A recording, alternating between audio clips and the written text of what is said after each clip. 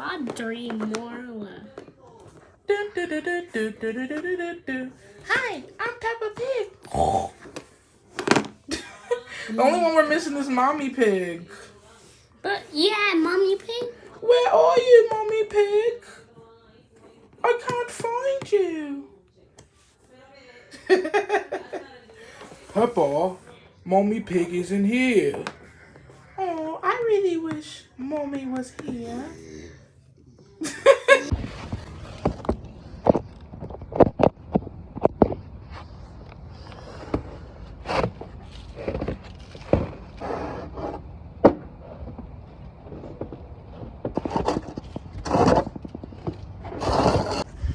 Oh no.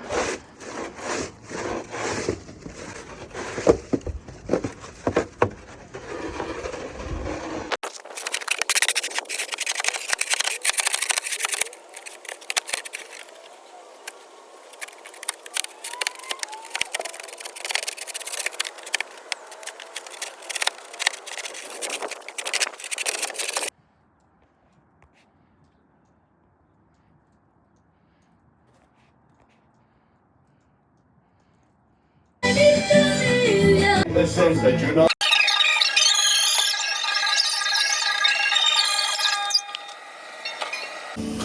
I'm not a stranger. Hide away.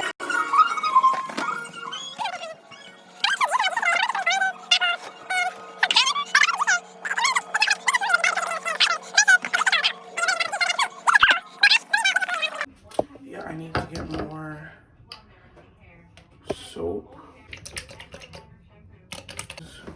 Watery. So I'll get another box.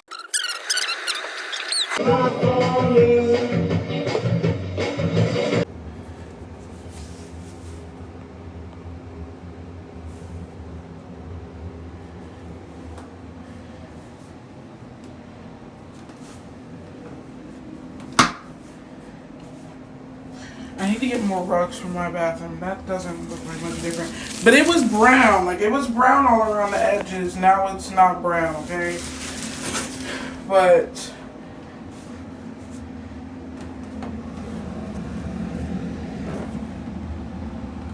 See both sides. it's really you.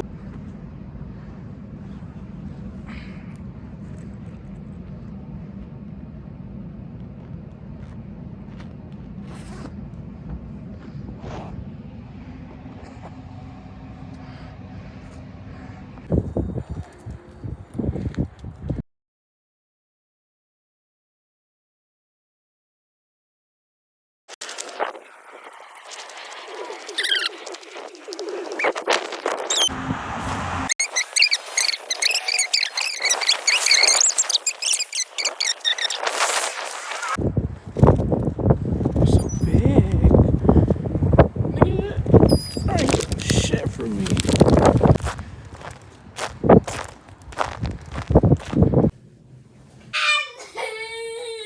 You need to ask in a calm voice.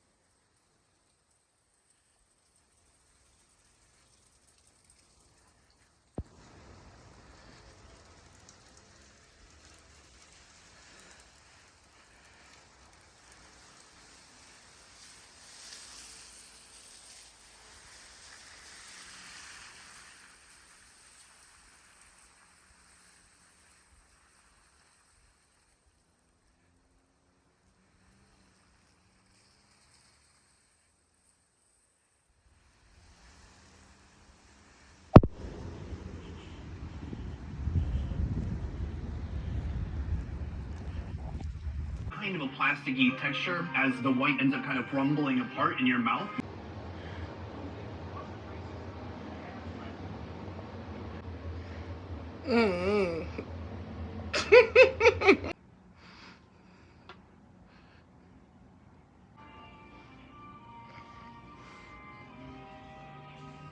Alright, excuse me, fellas. Let the pro in. I'll show you how it's done.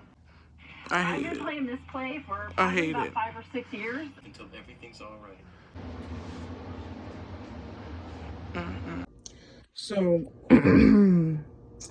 this is something that I've been building upon for maybe 2 weeks now. I'm a person who needs structure. I cannot just wake up and move throughout the day without any type of plan or execution of something. That ends up making me feel very dysregulated, and it literally makes my mind just feel like it's going crazy, like just this electric sensation. I don't know how to explain it. It's like my brain, I don't like that. Like it literally makes me feel chaotic, if that is a better way to put it. So, I learned a couple weeks ago, like maybe a month ago, I learned that, I need a routine, because having a routine doesn't just give me structure, but it helps me to be organized.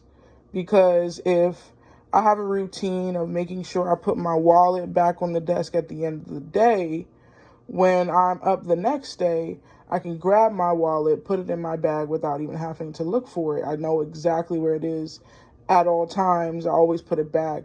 So that organization helps me to be prepared and less stressed out through the day. Because I used to do things like, instead of taking 2 steps to go grab my charger so that I can bring it with me because I know I need it for work and my phone dies very quickly, instead of grabbing the charger, I'd be about to walk out the door and I'd look at it and be like, and then keep it pushing. And then 2 hours later, when I'm at work and my phone is dead, now I'm stressing and having to ask people for the chargers and shit like that. And it's like, all I had to do was prepare myself. So every morning, I make sure I do it in one clean sweep. I grab everything that I need because it's exactly where I put it. Do just one big sweep and put everything straight in my bag for the day. So organization and structure have completely changed my mood and my nervous system. It literally also gives me this sense of control over myself and stability. And I never knew that. My mom would always preach that to me when I was younger, you need to have a routine. But it's I didn't, So a part of my routine only during the, no, I want to say usually it's only during Monday through Friday, but I'm let me do it on the weekends too. Because on the weekends in my mind, it's I don't want any structure. But it's even if I don't want the structure, I know I need some type of structure, or else I'm going to end up feeling like how I don't want to feel. And it doesn't have to feel hard. It's just anchoring moments. That's what it is. So I was cleaning last night and I found this bin. And I was like, oh, let me get some coffee cups and coffee make me feel like I'm at Starbucks. And I don't use sugar, but I just put it in here to make it full. I put my medicine in here. So every morning when I am making my coffee, I'm not forgetting to take my medicine.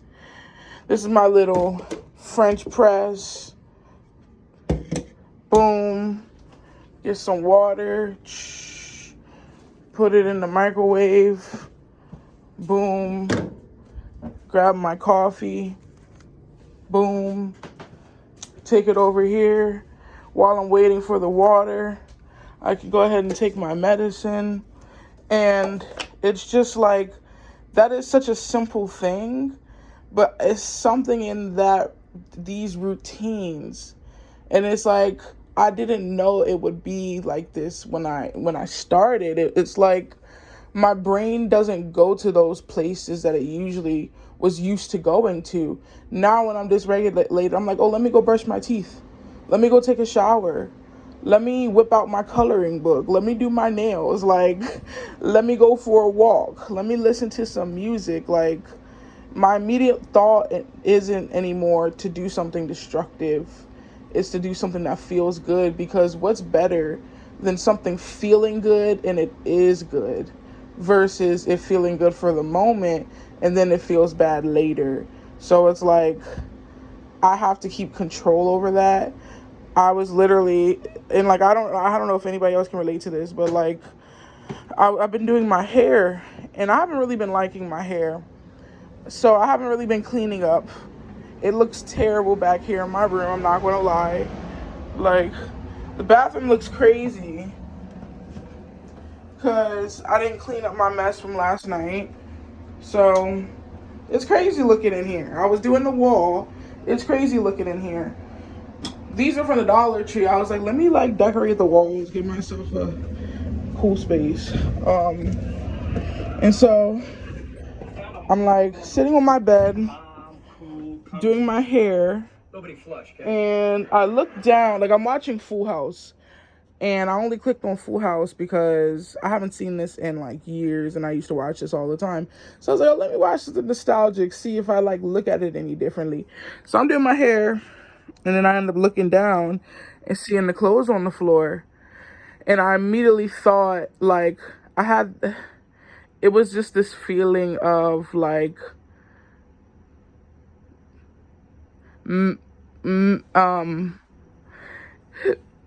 I looked at it and I was like, ew, that's messy. That's gross. Like, and I've been smoking weed. And like yesterday, I smoked some weed in front of my grandfather because he wouldn't stop talking to me. And I wanted to smoke before I left out. And I was like, you know what, fuck it. Like, I'm going to do this before my Uber comes. So, so from here, I'm like, it's messy and I'm doing drugs. Like, you can do drugs, but you're messy. Your room is messy and there's trash everywhere and there's dishes over there. It's like, and your grandfather doesn't approve of that. Like, it was from one thing to something else, and it's always about something like I'm insecure about. And it literally feels like my vision just gets darker like this. Like, wait a minute.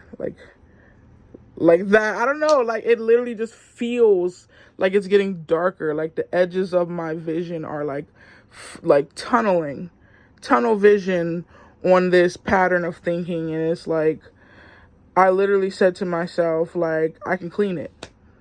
Like, there isn't anything stopping me from picking up these clothes and changing the environment. No, I don't want to do it right now. And I do not care to do it right now. I will do it, just not right now. I know that I will do it. And it's like, I can look at that and I can not think anything negative about myself. Like, it's okay. It's going to get put away. I will clean it. And I know that once I do clean it, I will feel better. So I think some of that is about like wanting pain relief, like just wanting to fix it to make myself feel better. And there's nothing wrong with that. But it's like, I don't feel like cleaning it right now. And I don't feel like I should think that I'm a bad person because I don't want to pick up my clothes right now. Like, that has nothing to do about me being a good person or bad person. So yeah, I need structure. And that's a tool that I never thought would be effective for me because I was afraid of rigidity and like doing things over again monotonously. But the thing is, I already said it, but it's like when the routine changes, when it's not done, when it's not done to the best of my ability, I feel like that can also feel kind of like pressure to like make it feel exactly how I felt the last time. And sometimes it puts you in this black or white thinking, and it's like, no, when you try a coping skill and it doesn't seem to be working this time, use a different skill. Like, try something else. Don't just, oh, it didn't work, I'm never going to try again, this doesn't work. Like, maybe wait it out a little bit. Try again. Try something else. If you usually go for a walk when you're feeling depressed, this time, maybe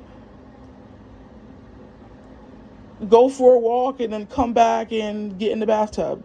Take a hot bath. I don't know. Like, something. Because it's like, I don't know if I'm giving any helpful information.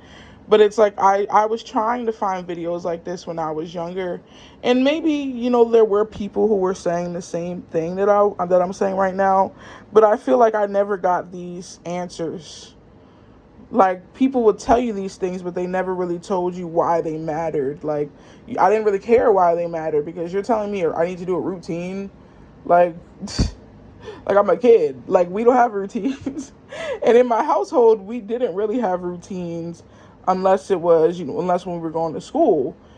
But on the weekends, it was literally like so much understimulation, like not knowing what to do with myself. And yeah, so I really need structure. I need things to look organized and clean somewhat. That's why my room is like triggering me, but I will clean it. I don't even eat chia seeds. I had got them a long time ago when I was trying to be healthy, but I put them here just because it takes up the space, I organized my shit over here so it doesn't look so chaotic. I put some decorations over here, and I didn't have to do any of these things, but last night when it was something to do. And it's so crazy that like my room was still dirty last night. Like I could have cleaned my room instead of out here, but I just decided to clean the kitchen. And my room is still dirty, but that's how it is. Away with only $50,000. Meanwhile, the label executives, they was eating filet mignon off their platinum plaques. This is how a group can sell 10 million records and be broke. And everyone, get ready. But unlike some others, T-Pain got real about it. He got on Twitch, started producing his own music again, toured smart, and became an advocate for financial literacy. His comeback was humble, honest, and a warning to artists of today. He said, don't just get money, learn how to keep it. Before the money problems, B.O.B. looked like he was headed for Rap Pop Hall of Fame. In 2010, he dropped B.O.B. Presents The Adventures of Bobby Ray, and it blew up. He had major hits with Bruno Mars, Nothing on You, Haley Williams' Airplane, Rivers Cuomo, Mad. Every single felt like the scenes. The checks weren't checking. B.O.B. eventually came out. The checks weren't checking. He was broke. He signed with Atlantic Records early in his music. He didn't control the revenue streams. Despite dropping platinum singles, his bank account barely reflected his success. He compared it to being trapped. The more hits he made, the more the label profit. Shows. And he just watched everyone else get rich off his work. I got signed that. So like typically when you're back in the container, because you're doing a I'm deal, that a record lazy. deal. You do a record deal, and then someone's probably gonna approach you for a publishing deal. If you songwrite or produce or something like that. And so, I mean, even if you don't, I mean, you're an artist, so someone's gonna make money. So he broke free. He left Atlanta, went independent, and started selling music directly to his fans. He began to earn money only when he left the system that exploited him. Think about that. One of the most recognizable voices of the early 2010s had to start from scratch just to make a real living. That's not a one-off story. That's creative control. Artistic too. When he finally went indie, he started rapping about conspiracies and government control. To some fans, it seemed like he snapped. But maybe he was just finally speaking freely for the first time. To ruin her, she spoke out. But because he owned her contract, the lawsuit turned into legal civil war over her ability to release music. Oh. For years, Kesha couldn't drop music without going to the city sued. She stayed, she had to work with it. It's a lose-lose scenario. And with that came a huge financial cost. While her old singles wrapped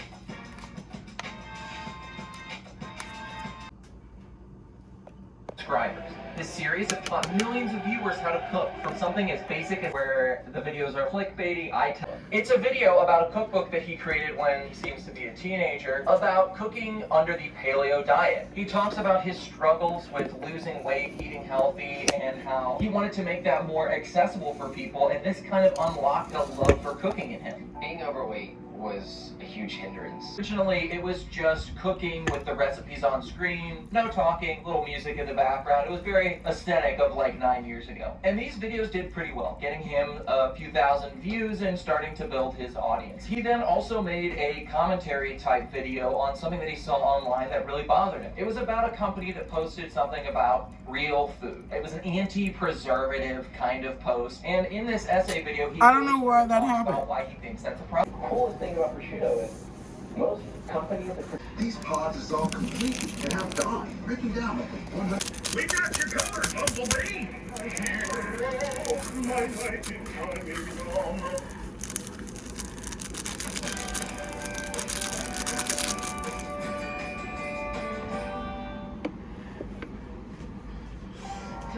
lives I don't need her to be. Vumerity is a pill for adults with relapsing multiple sclerosis, including clinically isolated syndrome, relapsing remitting disease, and active secondary progressive disease.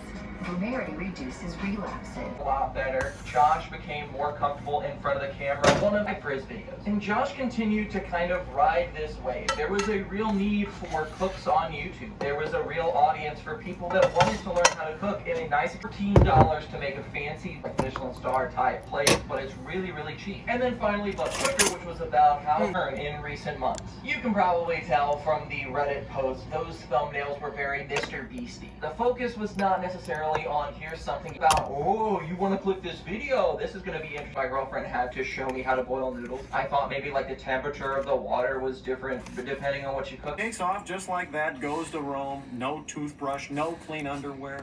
What a life! Now that is my fantasy. You fantasize about having bad breath and dirty underwear? Michelle.